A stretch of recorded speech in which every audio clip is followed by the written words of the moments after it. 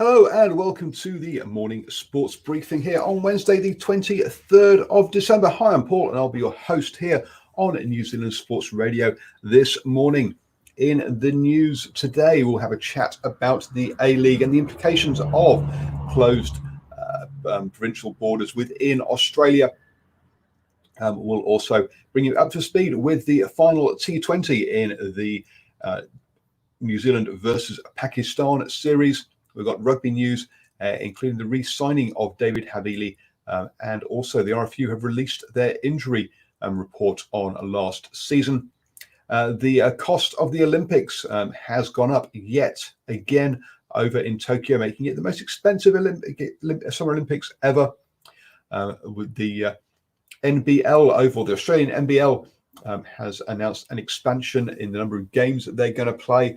With a mid-season cup competition. And also Sepp Blatter is in trouble again around allegations of financial mismanagement. So we'll be up to speed on that one.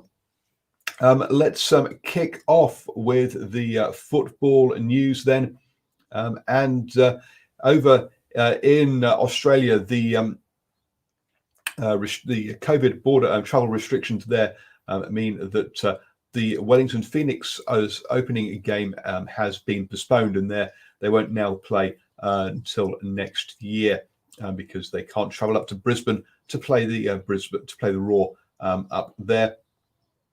That means that organisers have made some changes, meaning that teams within New South Wales will only play teams within New South Wales initially. This is one of five Phoenix fixtures that the draw is one of five fixtures that have been impacted by this clash. By these changes, meaning that their Melbourne Victory game, the Melbourne City game, Perth Glory game have all also been pushed back. And Western United games have all been pushed back to later in the season. They haven't yet decided whether they'll be able to schedule all those games in within the current timeframes or whether the league will be extended. I must say, for me, I don't understand why those dropped fixtures aren't being replaced with the fixtures against other New South Wales teams, and hence bring some of those games from later in the season, earlier in the season, to create space later in the season. But there you go. What do I know? Obviously, the Phoenix aren't the only team that are going to be impacted by that. Other teams will be as well. If you've been following us on Twitter and Facebook, you will have seen that I have put out a tweet asking for people who are interested in doing an A-League show, a bit like our Swinging from the Hip and Driving More shows for cricket and rugby. So hopefully we'll be able to get that off the ground. If you are interested in being involved in a football / A-League regular show on NZ Sports Radio, then please let me know. Also in football, the Sepp Blatter, amongst others, has had criminal charges lodged against them by FIFA. This time it is over the finances for a museum in Zurich, Switzerland. The FIFA is saying that the previous administration spent 500 million Swiss francs to renovate a building that the organisation doesn't own, while also locking itself into a long-term rental agreement on unfavourable terms. Sepp Blatter lawyer has denied any wrongdoing. So we'll see how that one progresses. Sepp Blatter stepped down in 2015 over any controversial circumstances or much corruption scandal, and is currently banned from all football for 7 years. 6-year ban from all football. Oh dear me, getting my reading all wrong this morning. Moving on then to the rugby, and David Havili has re-signed with the Crusaders and Tasman through to 2023. The 26-year-old did have multiple offers from overseas, but he wanted to. He said he didn't want to have any regrets when he finished playing, and wanted to do the most to make the most out of New Zealand rugby, and obviously that means playing for the All Blacks. So he sticking around to try and fight for that All Blacks jersey. So he'll be around till 2023. That puts him in a group with Sam Whitelock, Scott Barrett, Jack Goodhue, Cullen Grace, and Tom Christie, who are all Crusaders who have signed themselves through until 2023. Also in rugby, and the RFU, which is the English union, has announced its latest injury reports or medical figures reports. This is for the 2018 to the 2019 season. And in that one, they're saying that, and this is just for the Gallagher Premiership, so the top tier, that 20.4% of players sustained at least one match concussion. This was up from 16% on the previous season. One of the points it makes is that improving the detection of complex injuries to ensure safe removal of concussion players remains a priority. Report the medical staff were able to identify more injuries due to the real-time pitch-side video system in the Premiership. So they're not necessarily suggesting that it might be due to better detection rather than necessarily increase actual concussions there. This is the 8th season consecutive season where concussion has been the most commonly reported match injury. There were 166 concussions across the 407 games and 38 training concussions in there. This obviously on the back of the legal case that has been launched by several players, and obviously we'll keep you up to date with how concussion and rugby progress with this one.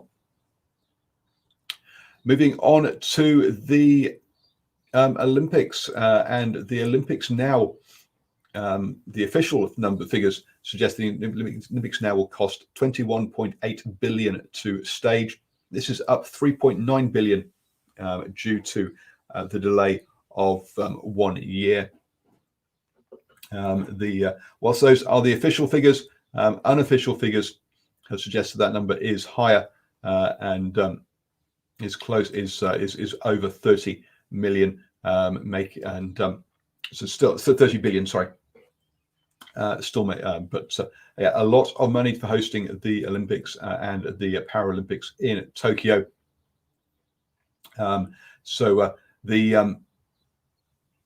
We'll see. Obviously, it's still all going ahead, and we wish them good luck in that. And it doesn't get delayed again because there's an awful lot of money for an event that may or may not happen still. Over in the Australian NBL, they have announced a new cup tournament that will extend the season.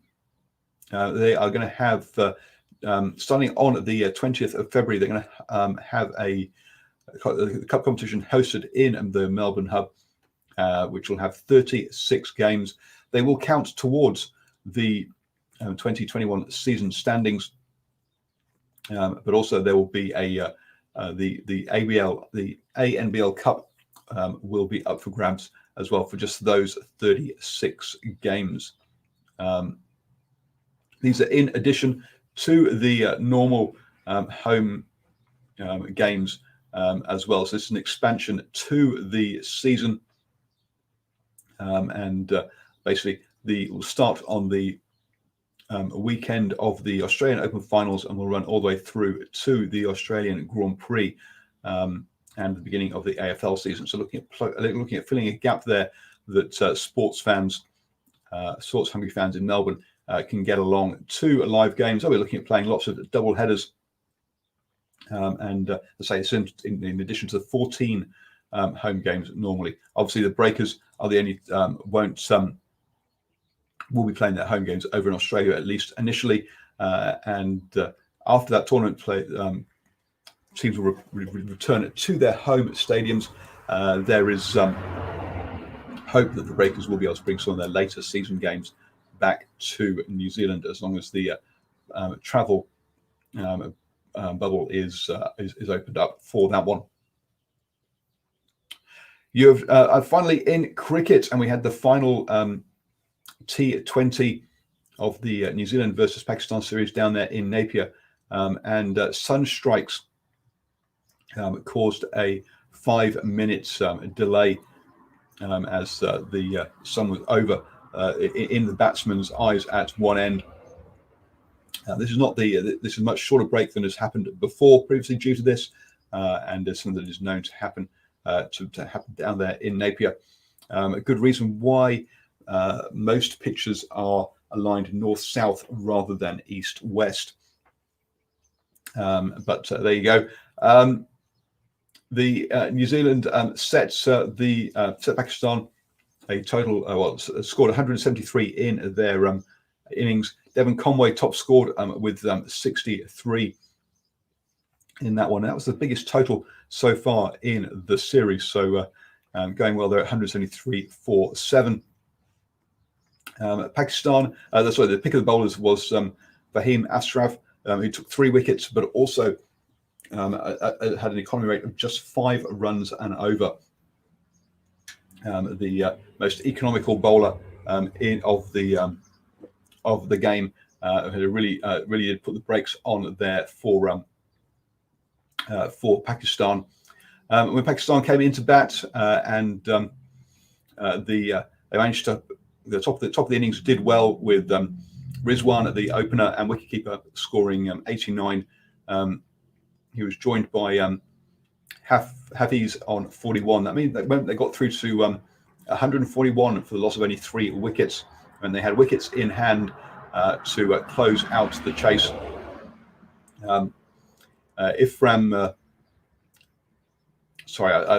Ahmed, the tail-ender, scored 14 off just 7 balls to win the game with 2 balls to spare. Tim Southey led the bowling with 2 wickets and economy rate of 6.25 in that one. And he also took player of the series as well.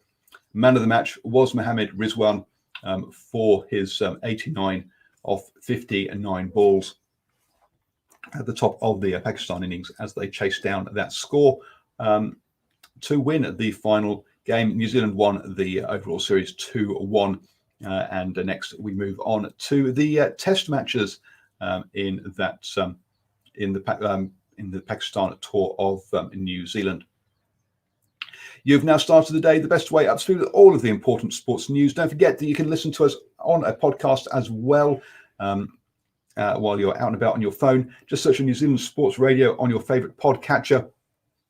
And I'll be back tomorrow at 7 a.m. with the morning sports briefing. That's right, we come to you 7 days a week, helping you start your day the best way up to speed with the important sports news.